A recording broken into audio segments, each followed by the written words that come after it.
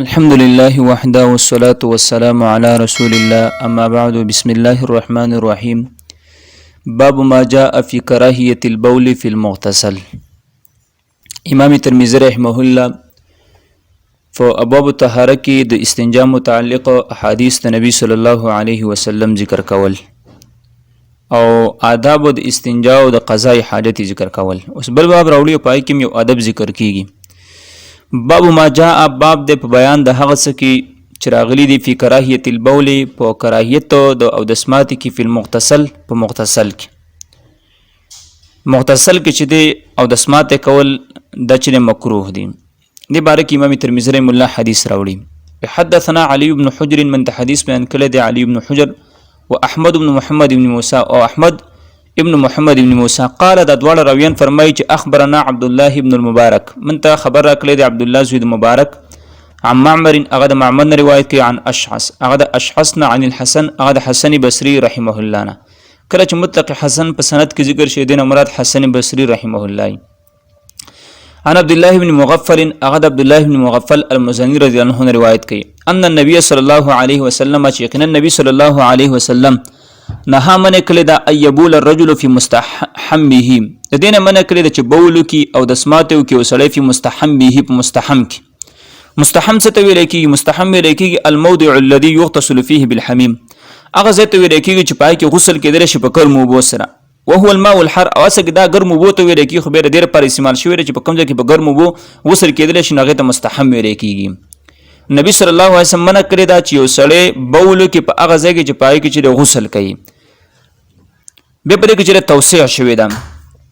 او نبی صلی الله علیه وسلم فرمایل وقال ان عامه الوسواس منه چې یقینا عام وسوسې د دین یعنی چې څوک په مغتسل کې او په مستحم کې چې دی او د اسمات کې یو امتیاز کې نو دین چې دی عام وسوسې پیدا کیږي. وسواس دا مصدر دی او دا چې اسم للشیطان در شیطان نوم دی در شیطان نوم دی. نو ګوره کله چې انسان په دې کې او د اسمات کې نو شیطان ته بدل کې دارا چې دا داري ته شو دا زوینځو دا زوینځو دین چې انسان نشي موسوس به چې د انسان ته چې وسوسه ډیر راځي نو انسان چې په وهم کې مبتلا کیږي د وهم بیماری ته جوړيږي او د چې به وسوسه ته ډیر راځي. انسان به همیشه پر د خپل خپې مینځو د پندو پورې د پیسې به مینځو د قرنګي نو په کادر چې په دې کې چې دی بول ونکړي شي. به دا حکم د ادب دی کو حکم د حرمت دی. یعنی نبی صلی الله علیه وسلم منع کړی دا د دینه چې سړی بول کې په مستحم کې او په حمام کې نو دا من د حرمت د ادب حکم دی او کو د حرمت. جمهور علما فرمایي چې دا حکم د کراهت دی. به کې بعض علما وایي چې کراهت تحریمی دی او څوک کراهت تنزیهی دی. خو محققین علما فرمایي چې دا حکم د حرمت دی او دا قول چې دا راجح دی. یعنی په دې کې چې دی بول کول دا حرام دی. وقال ان عامه الوسواس یقینا عام وسوسه منه ردینی یعنی دی بول حاصلی. وفي الباب عن رجل من اصحاب النبي صلی الله او په دې باب کې چې دی یو سړی د ملګرو د نبی صلی الله علیه وسلم نه روایت شته دی. کله چې رجل من اصحاب النبي ذکر شي نو دام چې دی صحیح ځکه الصحابه كلهم عدول صحابه ټول عادلان دي پای کې مجهول الحال صحابي نشته دي. قال ابو عيسى امام ترمذی رحمه الله فرمای هذا حديث غريب دا حدیث چې غریب حدیث دی لا نعرفه مرفوعا الا من حديث اشعث بن عبد الله ودا مرفوع نه پیژنو مګر د حدیث د اشعث بن عبد الله نه ويقال له الاشعث الاعمى د اشعث الاعمى ملکی وقد كره قوم من اهل العلم او یقینا مکروه غنلی دی یو قوم د اهل علم د علماونه سه مکروه غنلی دی البول فی المغتسل بول کول وړي کې امتیاز کول په هغه ځای کې چې انسان به غسل کوي. وقالو دی ویل دي چې عامه الوسواس منه عام وسوسې ردینه جوړيږي. وسوسې د څنګه جوړيږي نو انسان ته بداري وشي نو انسان بشری په وسوسو کې مبتلا شي. ورخص فيه بعض اهل العلم او بعض اهل علم چې د پدې کې رخصت ورکړي دي. منهم ابن سیرین یو د بعض علماونه ابن سیرین رحمه الله چې د مشهور معبر دی. وقيل له دی ابن سیرین رحمه الله تأویل شو چې یو د څه تویل شو یقال ان عامه الوسواس من ان عامه الوسواس منه چې یقینا عام وسوسه خو انسان تر دین راځي چې انسان په مغتسل کې شي کوي امتیاز به کوي او ورکه او د اسماء کې د انسان عام وسوسه راځي او ته به باندې قول کې د جواز او د رخصت چې دا جایز دي. فقال انه ابن سیرین رحمه الله ول ربنا الله لا شريك له رب زمنګ الله له هغه لپاره شریک نشته یعنی لا موجوده لشیء غیر الله چې نشته موجود دی یو شی غیر د الله رب العالمین نه. دا کلمه ابن سیرین رحمه الله ولی ویل چې ربنا الله لا شریک له.